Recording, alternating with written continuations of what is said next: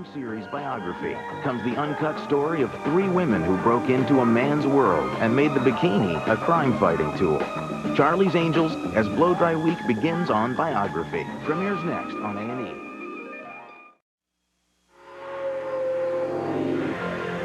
For October 21st, 2002, TVography with guest host Bo Derek. They were a cut above the rest. Welcome to Blow-Dry Week. Tonight, our TVography of Charlie's Angels, the show that turned a group of divine ladies into stars. Hello, I'm Bo Derek. It's amazing what a hairstyle can do. When I wore cornrows for the movie 10, the style became the rage. The bow look followed on the heels of the Farrah. The blow-dry look made famous by Farrah Fawcett in the hit TV series Charlie's Angels.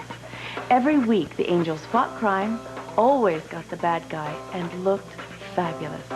Charlie's Angels probably did more to boost the sales of hair care products than any advertisement ever could. Morning, Charlie. Charlie's Angels. They were glamorous detectives who used their sex appeal to bag the bad guys and win legions of fans. Every time the ratings dipped a little, Aaron would write a scene where I was in a bikini. The show became a cultural phenomenon and a cult classic. Critics panned it, but the audience made the Angels into superstars. And all of a sudden you're splashed all over rag sheets and your life isn't your own and things are said that aren't true. Charlie's Angels, girls with guns. Next. The year was 1975. Jerry Ford was in the White House. The women's movement was taking to the streets. Disco was hot, and so were fashions. In Hollywood, 2 producers developed a novel idea for a series. And to everyone's surprise, including their own, it would soon take the nation by storm. The TV landscape of the early 70s was filled with hard-edged cop shows like Streets of San Francisco and Hawaii Five-0. It was a man's world, not a female lead in sight. Television was going through a period of kind of ash can drama. Everything was very serious, very gritty, very real. Len Goldberg and Aaron Spelling, partners in Spelling Goldberg Productions, thought it was high time for television to lighten up a bit. We would say, you don't see heads turning to look at real women. They turn to look at pretty women. And we always tried to be a little ahead of the curve. And what's missing is, how about just a show about really glamorous girls? So Len and Aaron came up with a series idea. They called it The Alley Cats. And over breakfast at the Beverly Hills Hotel, they pitched it to top ABC executives Barry Diller and Michael Eisner. They presented the idea of, let's do a detective show with 3 diverse, attractive women in the leading roles. They'd have an imaginary boss. And it'll be sexy, humorous, and hopefully we'll try to make it believable. And there was this long pause, and Barry said, it's the worst idea I've ever heard. And we forgot about it. But the Alley Cats sprang back to life a few months later when they hired a team of writers to create a script. And this time, ABC liked it enough to greenlight a pilot. Now they had to cast their 3 detectives. I think Aaron Spelling's gift is to put together casts really well. He casts new, fresh, young faces. He's got a real eye for people that audiences like. The first choice was Kate Jackson, fresh off her success on another Spelling Goldberg series, The Rookies. On that show, Kate had a supporting role as the wife of one of the 3 rookie cops. But she got the most fan mail. Kate prided herself on her acting experience and her dramatic skills. Well, Kate used to say, I'm the smart one. And then she would sometimes say, also the one that can act. She represented the more intelligent, thoughtful one. Could it be a takeover strategy? It's possible. Is there any way we could find out who the buyer is? The network insisted on a new name for the show, so the Alley Cats became Angels, and Kate was angel number 1, Sabrina Duncan. The next halo to fill was the angel named Jill Monroe. If Sabrina was smart, Jill would be gorgeous and an athlete. Jill Monroe was the California girl. She was, you know, the quintessential California girl. Malibu, blonde hair, beach. They found the perfect Jill Monroe in a young actress named Farrah Fawcett Majors.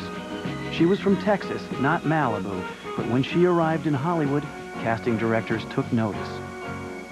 She just looked, I mean, she was fantastic. I mean, when Farrah would turn and look at you and smile, that was it. The original plan called for a blonde, a brunette, and a redhead. But they dropped that color scheme when they found Jaclyn Smith. My career started in New York as a dancer. And a television agent by the name of Harry Abrams saw me dancing and came up and said, you know, would you like to do commercials? There are lots of shampoos to choose from. But the fact is, almost any shampoo you can buy is mostly detergent. It sort of introduced me to film, and in 60 seconds you have to tell a whole story and make something come alive. So it sort of opened up the film world to me. That's why I choose Gold Formula Breck. After moving to Los Angeles, Jaclyn had landed a few minor TV roles. Then she was called in to audition as the third angel, sophisticated and glamorous Kelly Garrett. Really, I was called, you know, as a million other actresses to go in and read for Charlie's Angels. Cold readings were never my thing. I was a little nervous reading, and it wasn't a particularly good reading. But it was obviously good enough. Jaclyn would be angel number 3. Charlie's 3 angels were lined up. Now it was time to cast Charlie Townsend, their boss. Good morning, angels. Morning, Charlie. Only the voice of Charlie would be heard, but that voice proved hard to find. Finally, Aaron Spelling called an old friend, John Forsythe. He's the most elegant man and a great voice. And he used to come in once every 2 weeks and do 2 episodes in the morning. He would come in like an old-fashioned movie star, beautifully dressed with a sport coat and a sweater or a shirt and tie or an ascot, and come in and do it. Then he would have lunch at the commissary, and then he would go to the racetrack. But that was the best job in television. I'd like to place a call to Los Angeles, California. Forsythe didn't want to be billed in the show's credits, adding another note of mystery to the role. And that glimpse of Charlie's back in every episode, it was actually a stand-in. And Charlie, he had sex at the end, or whatever. I don't know what he did after the cut, but he did something. I can still pick up a piece of luggage on my own. Besides their mysterious boss, the Angels needed someone to act as a go-between with Charlie. David Doyle would get the role of John Bosley. You don't understand. Things are starting to heat up.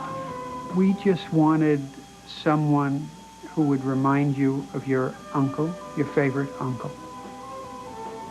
And we kept looking for that quality, and we thought David had it. And you would never think there was anything going on between him and the girls other than he was their favorite uncle, and they could rely on him and count on him. Like Forsythe, Doyle was a veteran actor. Sooner or later, you're going to try a white owl. And when you do, we got you. And total professional, came to work prepared all the time. He used to say he had the second best job in television, next to John Forsythe. Charlie's Angels was cast and ready to roll, but how would the audience react?